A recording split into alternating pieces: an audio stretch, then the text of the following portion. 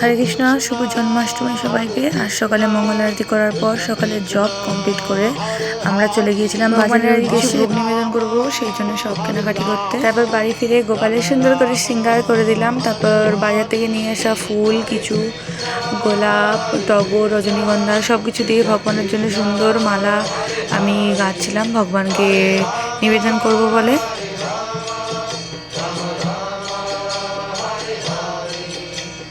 ভগবানকে সুন্দর করে শৃঙ্গার করিয়ে নতুন বস্ত্র পরিয়ে এবং যেই মালাটা কেটেছিলাম সেটা ভগবানকে নিবেদন করেছি।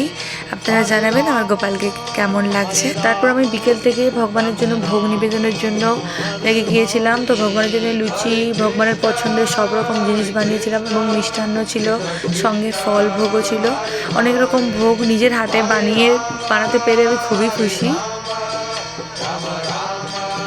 এখানে অভিষেকের সব কিছু রেডি হয়ে গেছে, যেটা আমার হাজব্যান্ড সব রেডি করে রেখেছিল, ফ্রুট জুস এবং পঞ্চামৃতের সব কিছু।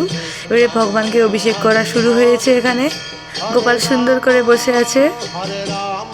আর ভগবানকে ভোগ নিবেদনের পর আরতি হয়েছিল, যেটা আমার শ্যুট করতে একদম মনে নেই। সত্যি বলতে এত কিছু কাজের মধ্যে মোটেও মনে থাকতে চায় না।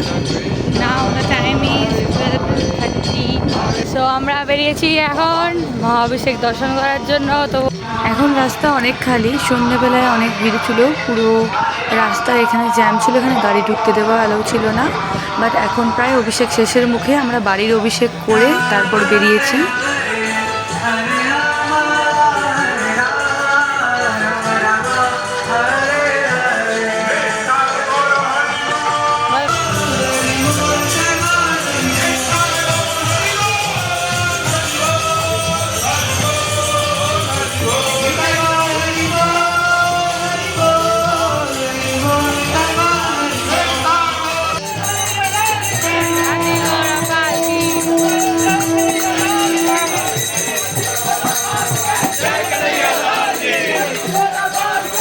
তারপর আমরা প্রসাদ পেলাম, আর অনুকল্প প্রসাদ পেয়ে তারপর অনুকল্প প্রসাদ পেয়ে এখন বাজে 1:14। আমরা এবার বাড়ির উদ্দেশ্যে চললাম।